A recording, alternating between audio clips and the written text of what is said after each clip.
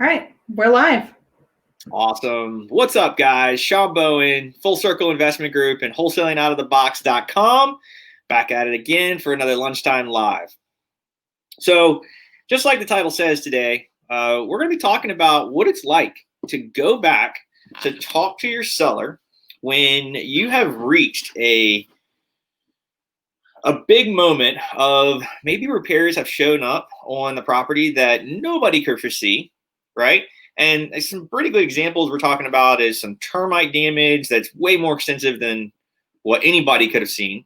Or maybe there's a septic issue, right? And this is a septic that's been over time and now it's outlived its life. Nobody realized that. And then as the inspections came through for it, realized like, wow, we're looking at some pretty big bills here. So as you come on and join us today, guys, if you would, let us know where you're coming in from and hearing this. If you're listening to the replay, thank you for taking the time to join us today. I really appreciate it. And obviously, leave us comments on this show. And if things are helping you, please tell us and let us know, right?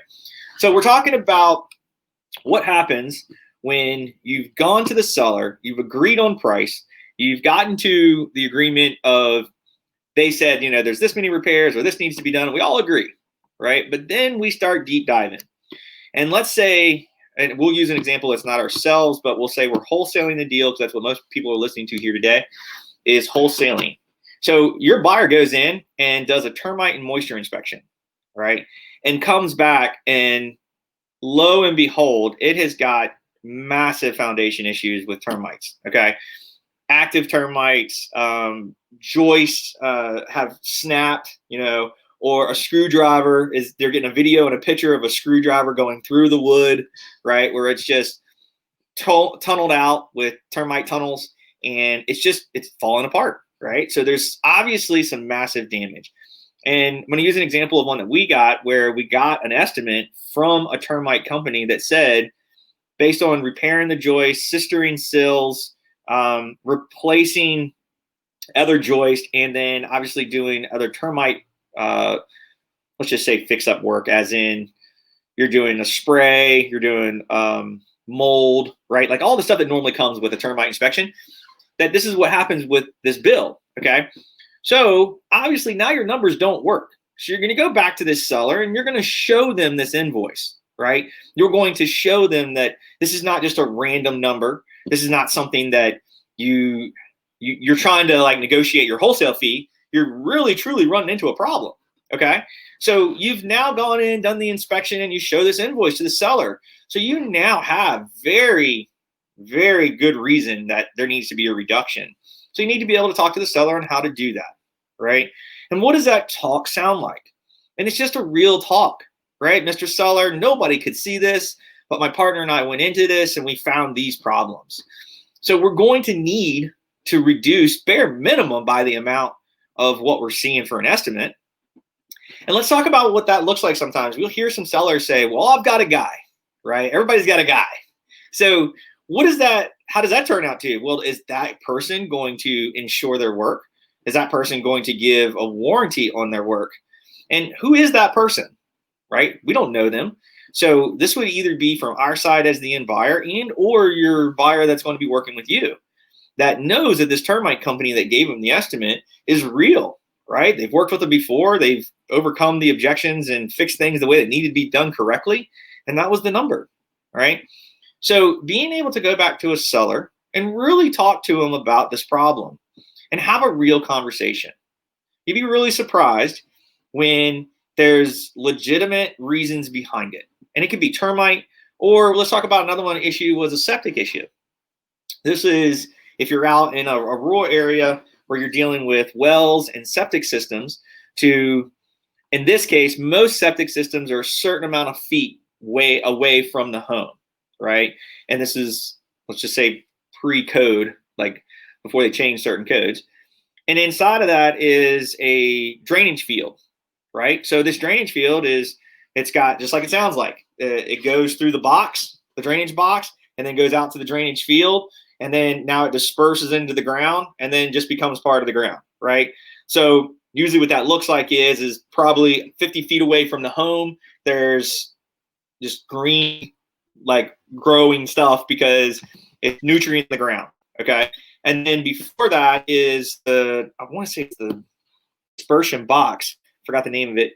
But that's where everything goes into and then works its way through out to the drainage field.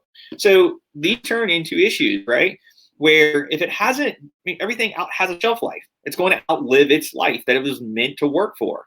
So maybe the drainage field has got tubes that are not working or they're clogged, or maybe they've fallen in on the dirt has fallen in on them and they no longer are working at all.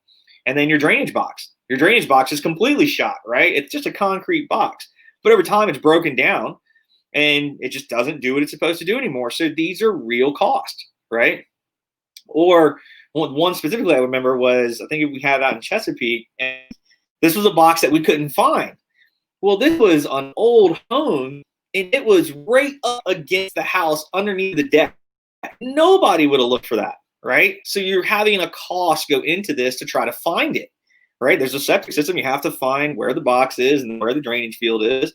So all of these things are very legitimate reasons behind why you're having to get a true reduction, right? So you're having estimates given to you either with your end buyer or yourself, right? Or doesn't matter who that is, but they're actually having an estimate and go get it. And then you're going to show the seller and then having that talk with the seller, right? I mean, it's a real talk. There's no BS there. There's no, we're trying to finagle anything. It's a cost that nobody can see. And there is a reason to have to talk about it because your numbers do not work anymore. Now, that's because your buyer can't go in and finish the project correctly, doing hey, we're going to do everything but correct the septic system. It doesn't work, right? There's going to be an inspection on the drainage system or the septic system when you come in and get an appraisal, right? So if it's done and done correctly, well, then they can show that paperwork and that survey or that termite inspection report to the end buyer. Hey, we did this, we corrected this, and it's been done right. So again, that's just a number and a cost that goes into your Mayo formula. And it's just a real talk. You're going back to the seller and talking about why you cannot move forward at this number. And majority of the time when you have that talk with sellers, they're very reasonable to it, right? And then if you get one, you get a lot of people be like, well, I'll tell you what, I'll split it with you. And it's like, great, I appreciate you splitting it with me, but that's me taking on half of the cost and still having to pay, like, I get you're giving me half, but I got to do all of it. So it just depends on how you want to negotiate, right? With you, your end buyer, how they're going to work with you, how they're going to operate with you on doing it. But just having that talk with the seller, you'd be really surprised at how many are willing to really come back to the table and say, yes, I agree. Or maybe they say, I want a second opinion, right? I need to get somebody in there that's not your guy because I don't know if they're changing the numbers to maybe inflate them and look like it's big. Not a problem. Let's just make sure it's a legitimate person, that they're reputable throughout the area, and that other people have used them to do good work. Yeah, you're probably going to be within $1,000 or $2,000 of each other, right? So if that's the case, well, then we should be able to stick with our guy. He might drop it by $1,000, right? He might match it as long as it's apples to apples. But again, this is going back to what does it look like to be able to estimate your numbers? How are you getting to know these numbers, right? So let's just say a well has to be dug or redone. You could be talking anywhere from $6,000 to $8,000. And then what if you're talking about a septic system, just a regular septic system, not an engineered septic system? You could be looking at, in between like $10,000 and $12,000 to have that done. So these are some pretty substantial costs, right? And then if you're getting into termite damage, I mean, this is how bad or how old the home is. And depending on what that looks like as far as cistern of joists, sill plates being replaced, jacking of the home, like all these kind of things end up costing some pretty substantial numbers. So having that paperwork and knowing those numbers to be able to reverse engineer into that is something that you'll be able to learn, right? And this goes into what we can offer you guys by coming to join us at our property walkthroughs, right?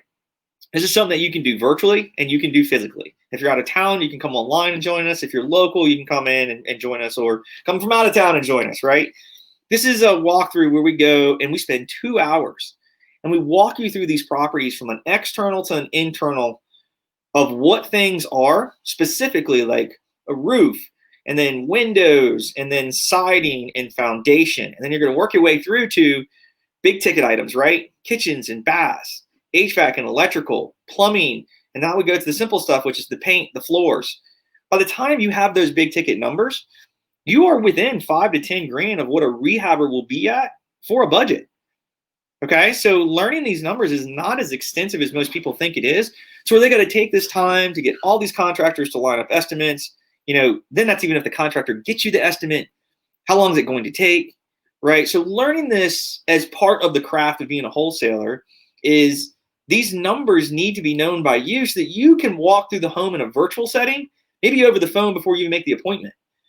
And then when you get there, you realize like, oh, I might have missed some things, but you got close enough to your number to begin with. So I highly recommend checking us out at this. So if you're going to wholesalingoutofthebox.com, go to the event section and click on the link that you can pick the date. I think it'll be for this date or a future date if you want. But again, local or online, this will help you understand your numbers, right? I think that ticket's like $37. And this is just to eliminate the tire kickers, right? We want people that are there to learn and take this information and do something with it. But I promise you, and we've had plenty of people that can back up this statement, one of the best things they ever did was come to one of these meetings because it got them closer to understand their numbers. At the end of the day, it's just knowing your numbers and not wasting a lot of time to do it. So one of our guys made a really good example was if you don't know your numbers and they do, then they can make the offer a day, 2 or 3 ahead of you versus you having to schedule a time to go out, meet a contractor, get him to give you numbers. That could be 2, 3, 4 days away. Meanwhile, you have other wholesalers that are beating you out because they know their numbers. They know how to walk through a property, put their numbers together really quickly, come within 5 or 10 grand of their Mayo offer to really have a good, a solid number, as well as not waste time by going and looking at a lot of properties that you should have never been there in the first place, right? So these numbers would be, going through, again, exterior to interior and knowing what the cost is on a roof, what the difference is between a 3-tab and a 3-tab and a 30-year architectural, right? What does it cost per window? And then big ticket items, like I said, kitchens and baths, what do those cost? And HVAC, can I switch out systems? Can I just do one system? Electrical, like what does that look like? So take the time to join us over there. Sign up for one of those tickets. Join us this weekend. Those are Friday, this Friday from 3 to 5 p.m. And check us out. I think you'll really enjoy that. 2 hours of just completely packed information. Every single time we have somebody walk away from these things, they say that it was well worth the time, and they're glad they did it. So, guys, thank you so much for taking the time to watch this today. Anytime that you can give us feedback would be great. I know that these are broadcasted in different channels, so we'd love to have feedback on this stuff to help you guys and learn more to give you guys what you're looking for. But otherwise, we'll see you on the next one. And as always, we're always here to help you. Talk to you soon. Later.